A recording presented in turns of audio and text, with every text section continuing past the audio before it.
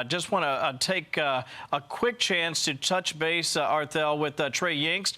He's back in southern Israel. Trey, with some interesting words from the president earlier.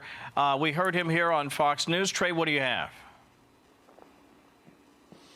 Yeah, hey, Kevin, good afternoon. We understand that momentarily some of the people who were released into Israeli custody today, those 13, some of them will be flown from the Hatzarim Air Base here in southern Israel to hospitals in central Israel. This is the next step in the process. It is what we expected would happen.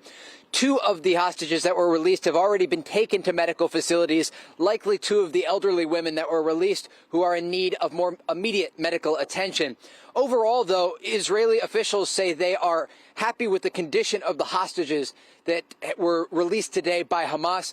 They were really just, I think, thrilled to see that they were not being returned people who were incredibly sick. This has been such a difficult moment, Kevin, for Israel, because people have such mixed feelings about today.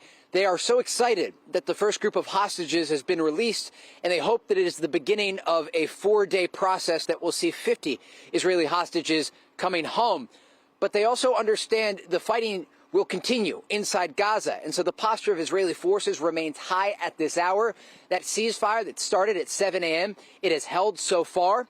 But tonight, Israeli Prime Minister Benjamin Netanyahu earlier making comments about what the future looks like. And when we heard from President Biden earlier, there is certainly a disconnect in what comes next. President Biden focusing on the diplomacy that has taken place to allow the release of these hostages. And there is an understanding on the ground that that is what will get hostages out.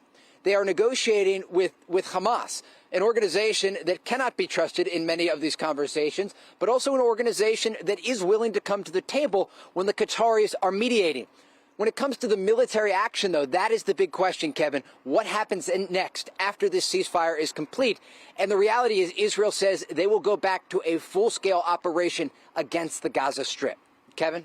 And that is so important to keep that in mind, because as Trey has been reporting throughout, yes, this is a circumstance where there is celebration, but make no mistake about it, the Prime Minister, the Israeli Defense Forces, and in fact the whole of the Israeli government has made it clear the defense of their country will continue whether this 4-day ceasefire holds or not. Trey, thank you. I'm Steve Doocy. I'm Brian Kilmeade. And I'm Ainsley Earhart. And click here to subscribe to the Fox News YouTube page to catch our hottest interviews and most compelling analysis.